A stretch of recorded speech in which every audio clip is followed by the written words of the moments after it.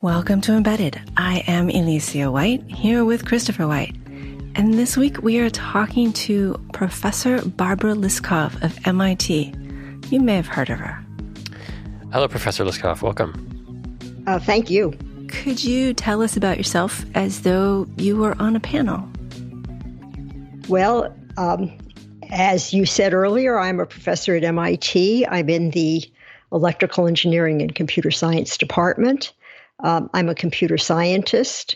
I got into the field quite early, and this meant that I had the opportunity to work on some really interesting things that have led to the way that computing is today. Yes, you've worked on many interesting things. Before I ask more about those, we want to do lightning round, where we'll ask you short questions. We want short answers. Are you ready? Yeah. Favorite college course to teach? Well, I have been teaching computer science for many years, and I guess that a couple of the courses that I taught were my favorites. One of them was the course I developed myself with my colleague John Guttag, which was a course in how to write big programs. Another one was a course on computer systems. Do you have a Hopper nanosecond? Do I have a what? A Grace Hopper nanosecond. No, I don't. Okay. I don't actually know what that is. When somebody finds out what you do, what question do they tend to ask you? I'm not sure that there's any particular question that comes to mind. It's very hard to explain what I do to people who are not computer scientists, because it has to do with how you organize programs and other kind of technical details that don't relate directly to application. So it's a little difficult. Do you have a favorite programming language or a least favorite programming language? Well, I guess that my favorite programming language is the one that I developed myself in the 1970s. CLU? CLU, CLU, yes. I'm not sure that I have a least favorite language. I'm going to ask you a random question, and you may not know the answer. Was CLU the inspiration for the character in Tron? It might have been, but I don't know the answer for sure. Okay. Do you have a favorite theorem or algorithm? I wouldn't say so. Equal opportunity. Equal opportunity, right. Guess we should have asked a favorite abstraction. A favorite abstraction, right. Yeah. So you're a professor at MIT. How long have you been there? I have been at MIT since 1972. You've been a professor at MIT since 1972. That's right. Yep. How have things changed in computer science since you were one of the first women to graduate with a PhD in computer science? Well, when I got my PhD, computer science was still in its infancy. And people didn't understand very well how to organize big programs. There wasn't any distributed systems like what we're familiar with today with the cloud and all the different computers connected by networks. People were they're just sort of getting started and trying to figure out how to do things. So it's changed tremendously. How is it different to make a big system versus an iPhone app or some other application? What are the first few things you tell your students that they have to start thinking about? Well, first of all, some apps might be big. I'm not, trying, but when you're building, so computer programs are really big. They're millions of lines of code. They need to be worked on by many different people. They live for a long time, and so after the original development is done, additional people may get involved in maintaining them and adding new features. So you have to have a way of organizing them that allows people to understand them and reason about them. When you're working on a small program and it's just you, you can kind of throw it together. You're the only one involved. But when you start to work on big systems, you have to break them up into components that we call modules and think about each module independently. And that is the core problem. How do you break systems up into modules, and what are these modules that impact software development? I mean, I think about good APIs and as few cross-module variables as humanly possible, and trying to keep data in one area but not anywhere else. I mean, these all have real formal names, but what else are you looking at when you're making modules? Are there things, is there advice that maybe people don't know? Well, the things that you just mentioned are important things. And it's not easy when you're designing a large system to figure out what the module should be. No, it isn't.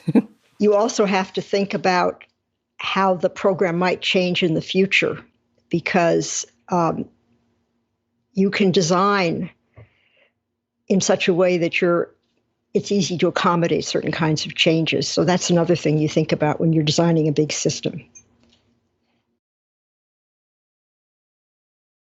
And you did your dissertation when you got your PhD on playing chess.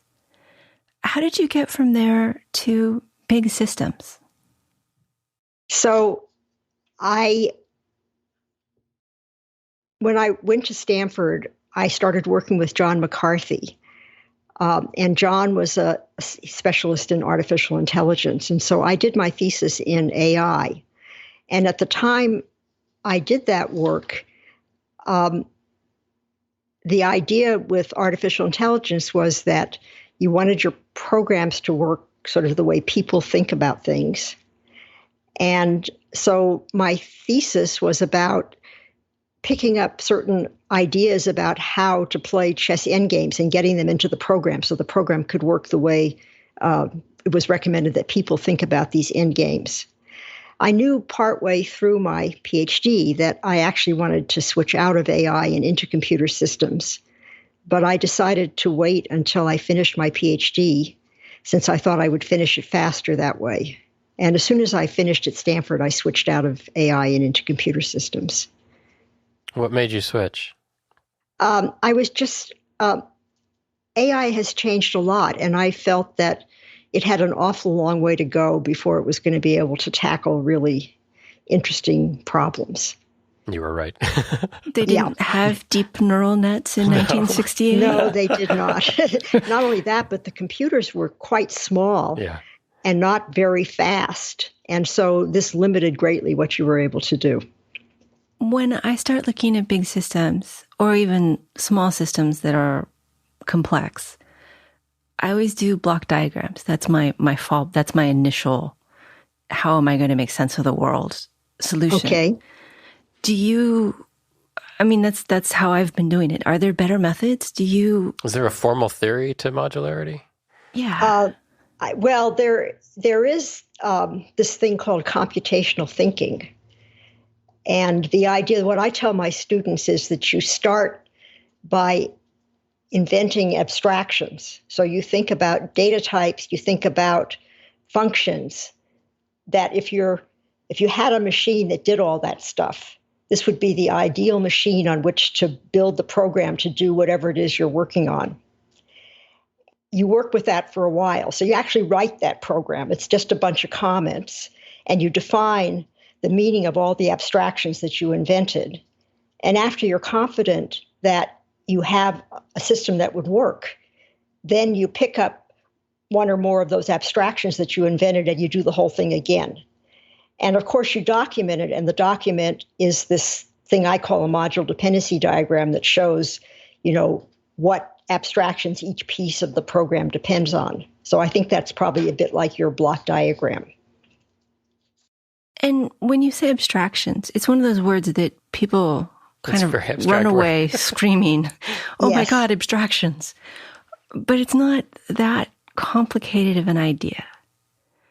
No, it's not. And for people who work in computing, I think it's a pretty natural idea. So an example of an abstract operation is a routine that would sort arrays. An array itself is an example of a data abstraction. A file is another example. So there are many, many examples of what these abstractions are. And if you're working with programming, you learn about those, and then it's not that difficult to think of other things that are like that. And it isn't just object-oriented programming that has abstractions. No, abstraction is just a basic way in which you build programs. Although I think most programs that are built today are object-oriented just because it's a natural way to think about what's going on. Even working in C on low-level devices, I tend to take an object-oriented approach because I think about sensors or buses or motors or whatever I'm working on, and that those are objects. So that's right. That's right. And they exist in all programs. But sometimes figuring out which is an important object is difficult. I think that there's an art to design, and that was the one thing I felt that I could not teach my students. I could tell them what abstractions were, I could give them examples, but coming up with the right abstractions makes a huge difference, and that is a kind of an art. Are there any tips on that? She just said she couldn't teach it. It is an art.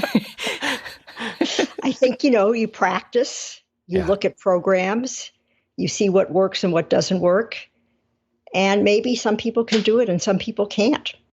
And you have the Liskov substitution principle. And that has to do with abstractions and being able to reuse subtypes. Right. Is this what you call it? Do you call it the Liskov substitution principle? No. What happened was I defined the idea in a talk I gave around 1986 or 87. And about 4 or 5 years later, I received an email from someone asking me, is this the correct definition of the Liskov substitution principle? So that was the first time I knew there was such a thing as the Liskov substitution principle. What was your reaction? What did you say? Well, I was astounded. My reaction was I looked at whatever it was that was presented and sent back an answer, but it was a big surprise. I didn't realize. Then at that point, I realized that there was all this chatter on the internet where people were talking about the Liskov substitution principle and trying to figure out exactly what it was. But it was all news to me. Could you explain it to us? Well, the way that I defined it was I said, you have a program and you've written it in terms of a particular data type. And that means that you assume not only that that data type has certain operations, but that they have a certain behavior. And you want that program to be able to work correctly, even if it's passed an object that belongs to a subtype of the type that you were assuming. And this imposes certain constraints on the subtype. Namely, the subtype, of course, obviously has to have the same operations that you're expecting, but they also have to behave exactly the same way that the supertype would behave, as long as you're using it in this context of the supertype and you're not looking at any of the extra behavior that the subtype provides for you. Okay. So a concrete example, if I had a string object that I'd subclass to be a special type of string with some extra operations, a string search would still work on the a search function should still work on the subclass as well as the superclass. That's right. So the string subtype that you define might have some extra operations that aren't being used by this program that was written in terms of the supertype, the strings. But it better behave the same with all the operations that string provides so that that program will continue to work correctly. I found this a little easier to understand in its failure. If I have a dime and I call that a subtype of a coin, and I want to flip a coin, okay, I can use a dime. But if there is some cubical form of money or spherical sort of money, and I call that a subtype of a coin, when I flip it, the whole universe crashes. Yes. So I think that what we have there is an example of why it's such an important principle. We write lots and lots of code. It's all modular, so the code is written in terms of other modules and relies heavily on the expected behavior. And if the expected behavior isn't there, then all the code that depends on it doesn't work. And that's what's really important about what you refer to as the Liskov substitution principle. Technically, it's called behavioral subtyping, because if you don't obey the rules, your program doesn't work. That seems so basic. I mean, if you don't obey the rules, your program doesn't work. But you have to know the rules. But you have to, yeah. Even with this, I wouldn't call a motorcycle a car. Messing up abstraction is confusing. Why? This seems really obvious. Is it just hindsight? Not obvious. I don't think it's obvious. Well, at the time that I invented it, it obviously wasn't obvious. And I think that what happened was I had been working on clue and data abstraction, and I was thinking about it behaviorally. So I would think about a data abstraction. It has a specification. This is how it's supposed to behave. And I didn't think at all. I had a very clear separation between what a module was supposed to do and how it was implemented. In the object-oriented world as it existed at that time, it was much more implementation-oriented. And people would talk about subtypes by talking about how the implementation of the supertype was changed in order to build the subtype, because they were working on inheritance. And so I guess that because I was thinking about it from the point of view of behavior, I was able to see this rule that other people hadn't been able to see. What was the state of object-oriented programming in the mid-'80s? Was it Smalltalk was around? And Smalltalk was around, and there were a few other languages being looked at, like, I forget the names, some version of Lisp and so forth. Right. And people were they were searching for an understanding of what subtypes should be like, but they just didn't understand it. They hadn't quite got there yet. And I happened to start thinking about this because I was giving a talk at UPSLA, which is the big object-oriented conference. And I decided I better look at what's going on with object-oriented programming. And I discovered they were interested in this idea of subtypes, but they didn't understand what it was. And to me, it seemed, kind of obvious. You want the subtype to behave like the supertype when used where you expect the supertype. I mean, it is kind of common sense, but for some reason I was able to see it. I don't know why. It is both common sense, and yet so much of computer science is being able to figure out which common sense applies and which part doesn't. I guess that's true. At the talk that you gave, did anybody stand up and shout, wow, this is the best thing ever? Or was it? You've been to technical conferences. Is there a lot of shouting? So honestly, I have no memory of this. I think the talk was well received, but I don't remember any particular. I mean, as I said, 5 years later, all of a sudden out of the blue, I got this email. And meanwhile, I was working on other stuff. I wasn't thinking about it at all. So I don't know. Clearly, it had a big impact because it sort of took off on a life of its own. It really did. And did that, once it came back 5 years later and people were talking about it, did you revisit it and think about it further, or had you kind of moved on?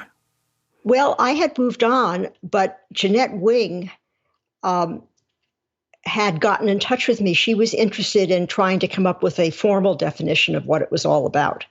Because what I just gave you was a very informal, sort of intuitive explanation. And so I did do work with Jeanette in the 90s, and we wrote some papers based on that work about what exactly is this substitution principle mean if you try to pin it down. Did you make any refinements that you can explain here, given, not an hour's worth of lecture? And the fact that it's a long time ago. Well, that too. Yeah, right. I don't know. The mid-90s seems so much closer than the mid-70s. That's true. But no, I don't think I can. So sorry. No, don't worry about it. If I went back and thought about it, yeah, I probably could, but I haven't thought about it for quite a while. When we talk about computer science, this is the science part. But there's also this area of how do we know which goals or ideals or methodologies work best? Is there some metric that says this is better other than common sense?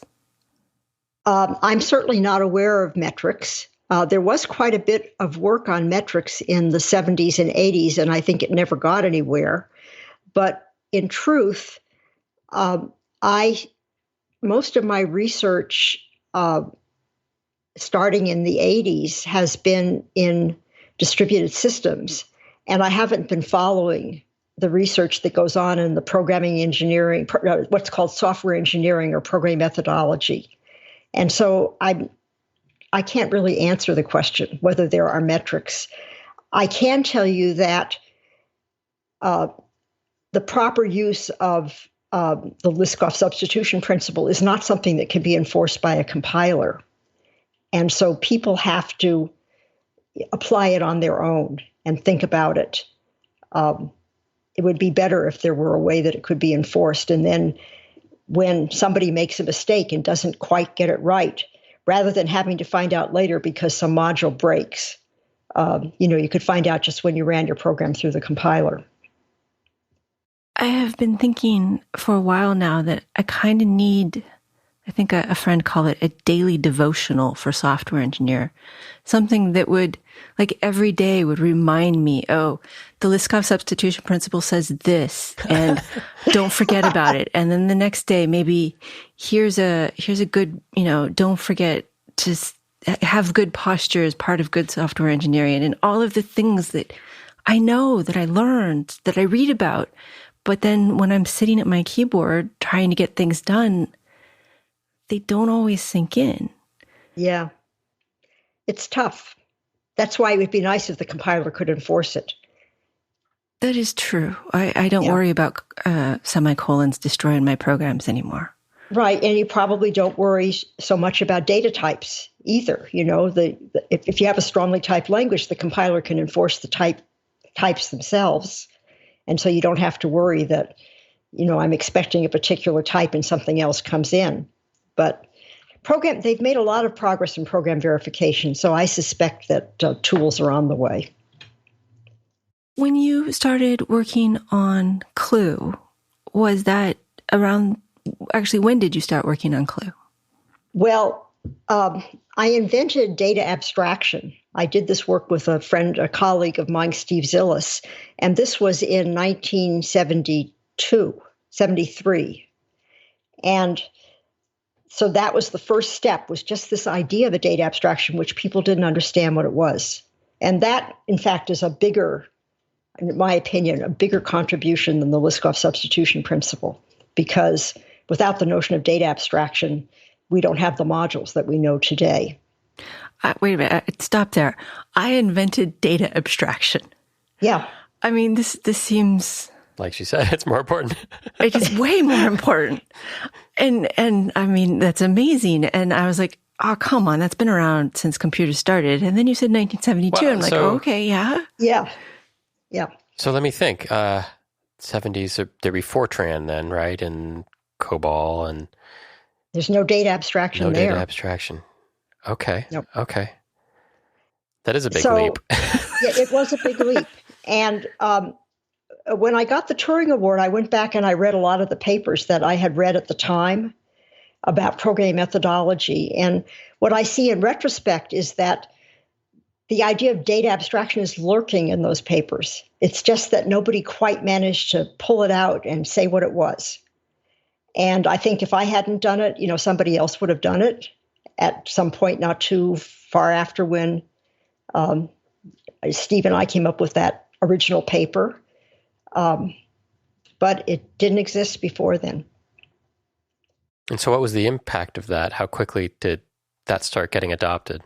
Oh, that had a huge impact in the sense that, everybody, we wrote a paper on it. Everybody who read that paper knew this was a really important idea because people had been groping.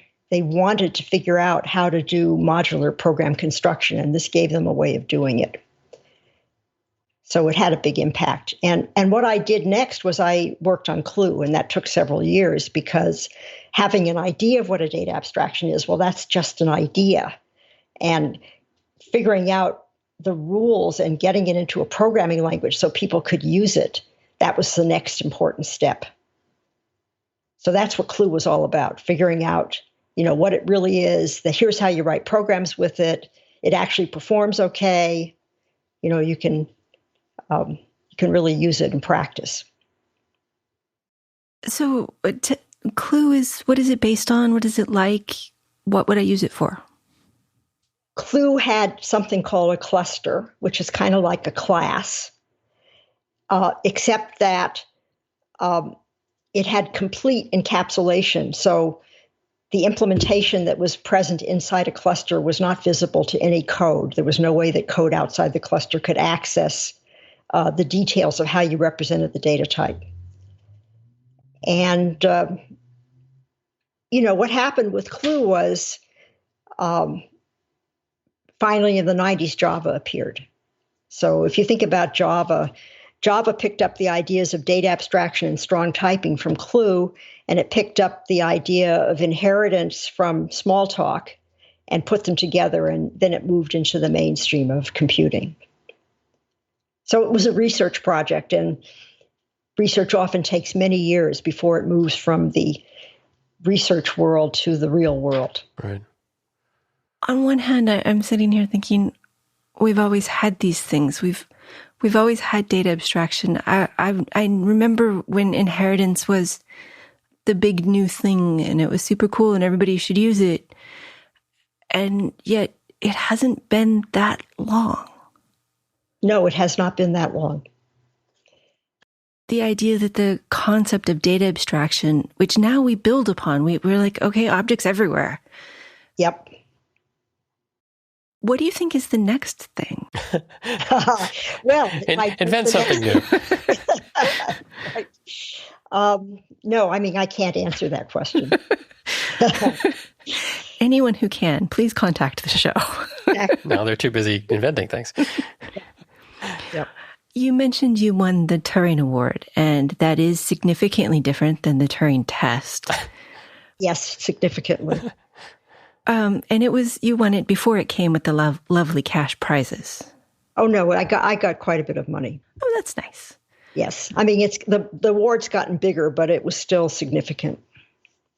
And do they award it to a career or to a particular idea or to a series of papers? That's a good question. There has to be a significant contribution that you can point to. So it's not to somebody, they've had a distinguished career, you can sort of point out, but nothing sort of sticks out. If you look at all the awards, there's always been a specific thing that they got the award for. So I got the award for the work on data abstraction and the Liskov substitution principle, and also later work that I did on replication techniques.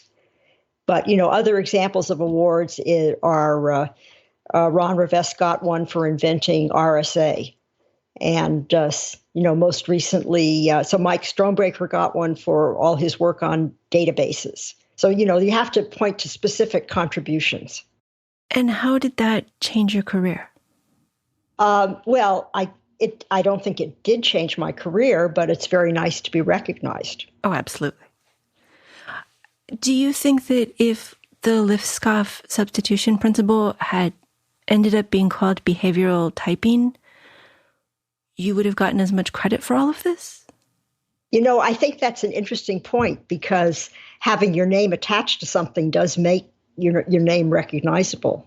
Data abstraction doesn't have my name on it. So, yeah, but, on the other hand, if you work in research, the things that you invent are known to people who are working in the area. Yeah. And as you said, data abstraction is kind of a bigger contribution as a whole. Although, it is very closely tied to the Liskov substitution principle because it does talk about how you can arrange data types in a hierarchy and have it make sense. Who were your biggest influences as you decided to go into computer science and throughout your career?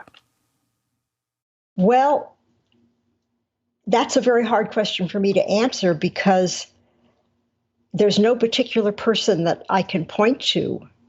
I think that,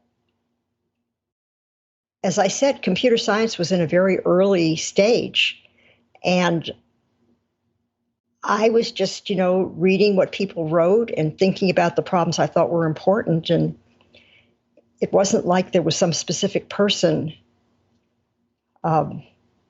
that I felt was an influence. Was there some reason you decided computer science was the path for you? Yeah, I got my bachelor's degree at Berkeley in math. I decided that I wasn't ready to go to graduate school, so I should get a job. I didn't know there was such a thing as a computer at that point, but I was offered a job as a programmer. And as soon as I started working in the field, I knew it was the field for me. It's a wonderful combination of math and engineering. And it sort of fit my skill set, and I really enjoyed it. But then you went back to school and got a PhD. Well, I worked for a couple of years, and I decided that I was essentially self-taught. I was my first day on the job, they handed me a Fortran manual and told me, they said, write a little program to do something. I forget what it was, so I had to learn it all by myself. And partway through this 2-year period, I decided that maybe I could learn faster if I went back to school. Were these the days of punch cards? Oh, yeah. Punch cards and, the computer room where you would submit your deck and then maybe you'd get it back tomorrow or the day after. It's kind of hard to really think about abstraction when your compiles take a couple of days. Well, there's one advantage to that, which is that you have to think very carefully about what you're going to accomplish in a run. So one of the things I used to tell my students was that you need to think carefully about what test cases you want to run and what you plan to learn from them. Because you can waste an awful lot of time sitting at the computer just doing random stuff. Monkey typing. Which is how most development is done now. That's right. I'm not so sure about that. But I think that there was a discipline in, this was your shot. And so you better think carefully about what you were going to accomplish. Yes. Is it possible to have too much abstraction? How do you decide when you've had too much? I think that there is there's an art to designing an abstraction. It needs to be as simple as possible, but it also has to have all the right stuff in it. And again, this is an art. Yes. Yeah. So, you need to think about what is this abstraction being used for? What operations does it need to have? Is it really essential that it have this one, which is a sort of a little change to something that's already there, or could you get by without it? And you want to it has to be what we used to call complete, so you can do everything with it you need to do. But there's no point in getting it over elaborate because that just makes it confusing. It means you write code you didn't have to write, and that's usually money down the drain. So I'm not sure you can have, the other thing is the process of design has to stop. So you have to be making progress. So you were programming and you enjoyed it and you went to get a PhD and then you went to be a professor and do research and teach. Well, actually, I first went and worked in research at industry for 4 years. Ah, but then you left that. And it's programming and being a professor seem like pretty different jobs. I mean, one's a very introverted job and one has students asking you questions all day long. Well, of course, when you're working on large projects, you're always working with other people. That is true. So it's not as introverted as all that. But as I said before, I changed from AI to systems. And those 4 years when I worked in industry gave me space to make that change. And not only that, but it was during my work in industry that I started working on what was called the software crisis, which was that programs didn't work and millions of dollars and hundreds of man years would be wasted in project after project, and then they'd have to announce a failure. And that's what I started to work on that led to the ideas of data abstraction. I've never heard that term before. This is very interesting. So I probably we probably should resurrect it. Yeah, well, actually, and if you, even up into the 80s, there were still in the newspapers reports of failures of software. So it was a really big problem for many years. Was that with certain classes of applications or? No, it was across the board. It was just that people didn't know how to build big systems. Right. Because they didn't understand how to do modularity. Okay. And that's where data abstraction came in. That gave you an idea of a pretty big, powerful module, but one that was separated from everything else and had a well-defined behavior. So would you say that the computers got more powerful, but our thinking about how to build larger systems didn't quite keep up with that at that time? Is that sort of what happened? So if you think, I used to think about software versus electrical engineering with a little bit of envy, because when you're doing stuff with circuits, you have to have well-defined interfaces and you have to sort of break things up into pieces and they have to be independent.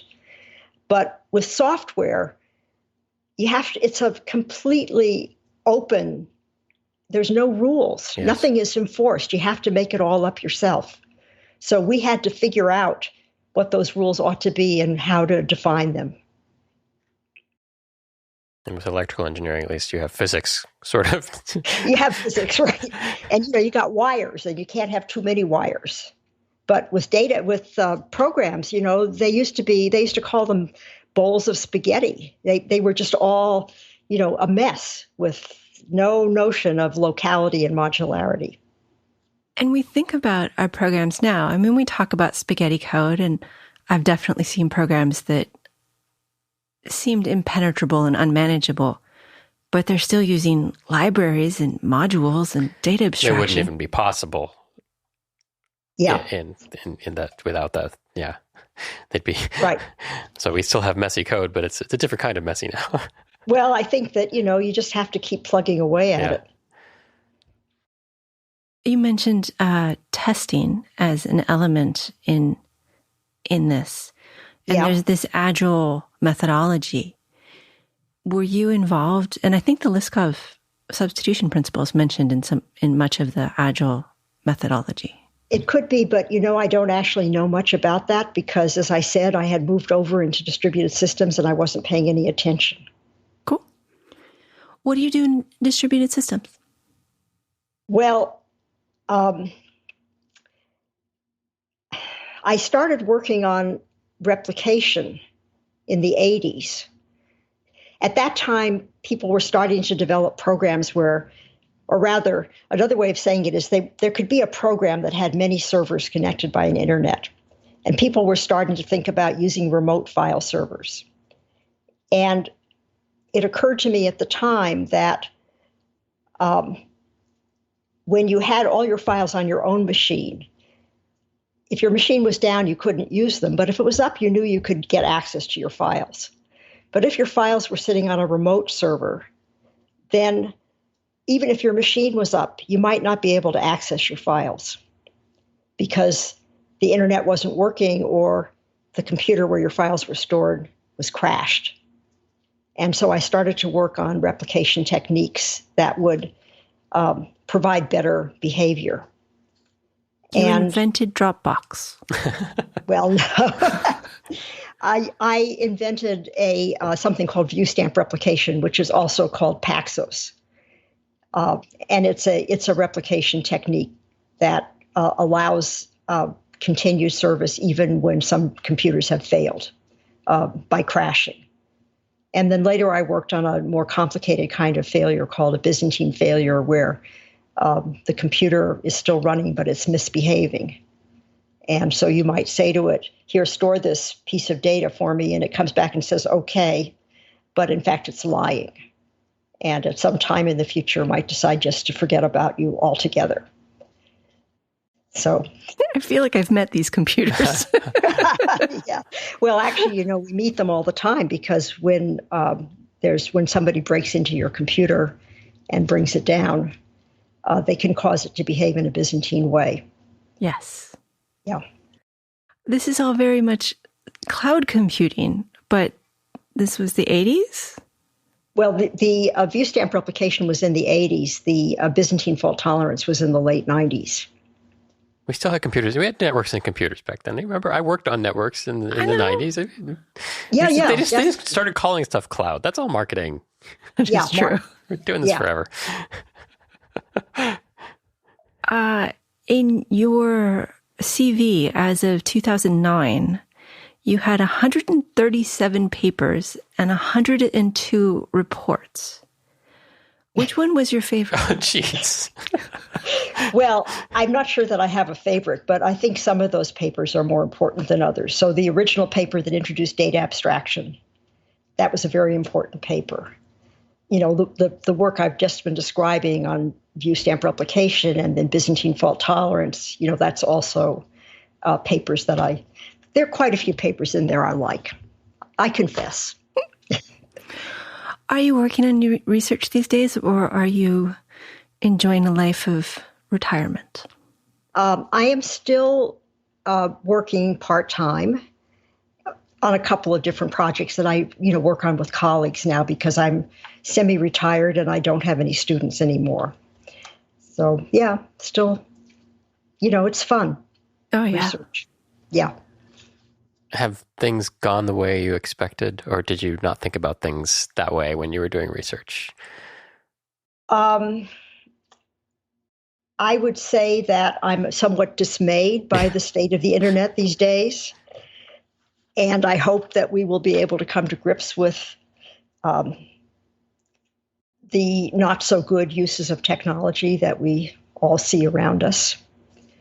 I didn't foresee that stuff.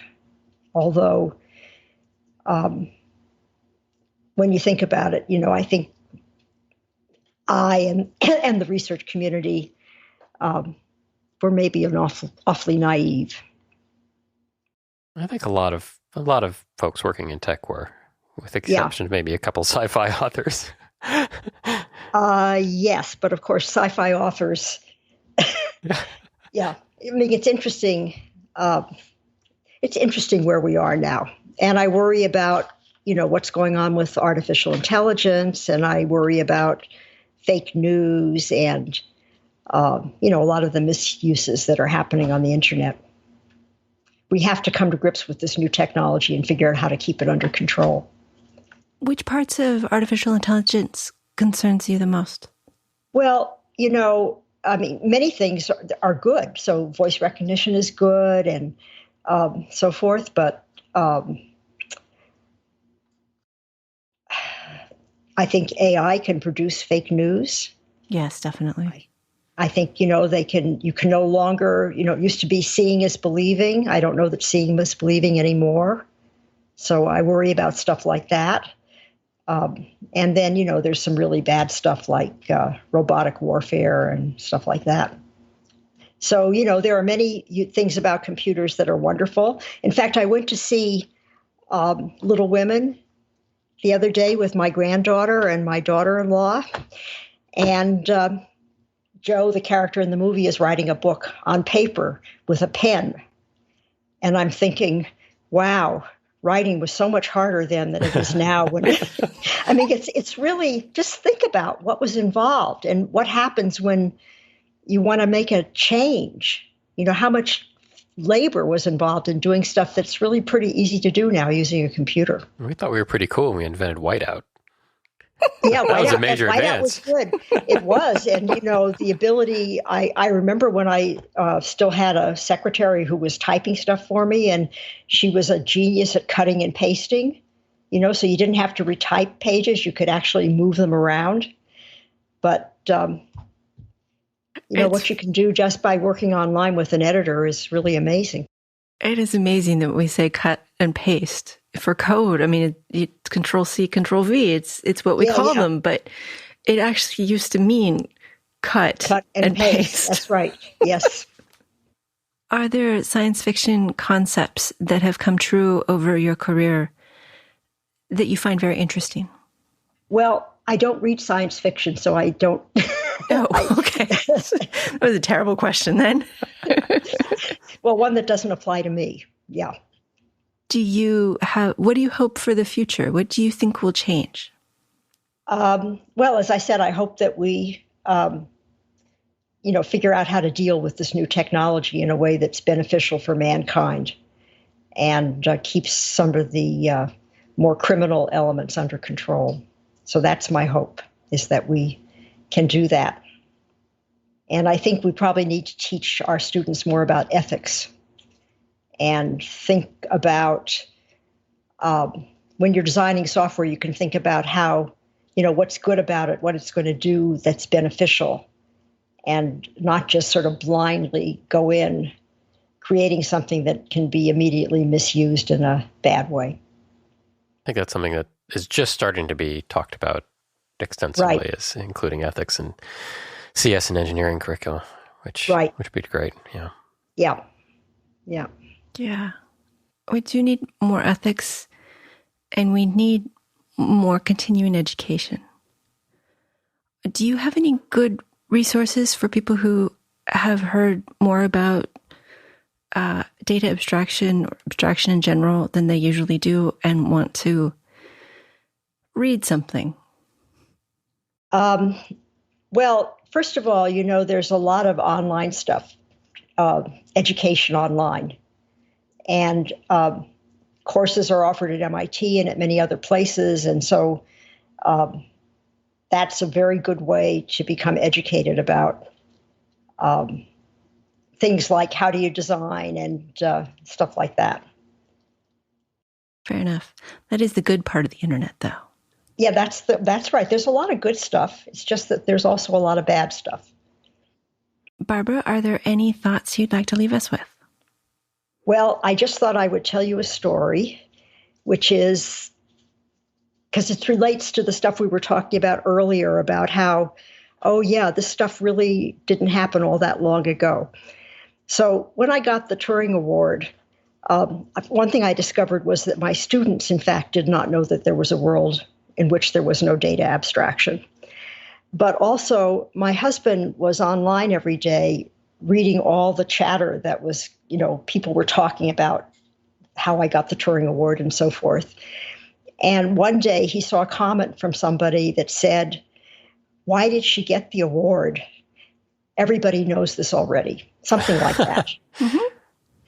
And, you know, it wasn't meant in a kind way, right? But it was actually incredibly, an incredibly nice thing, because it was true.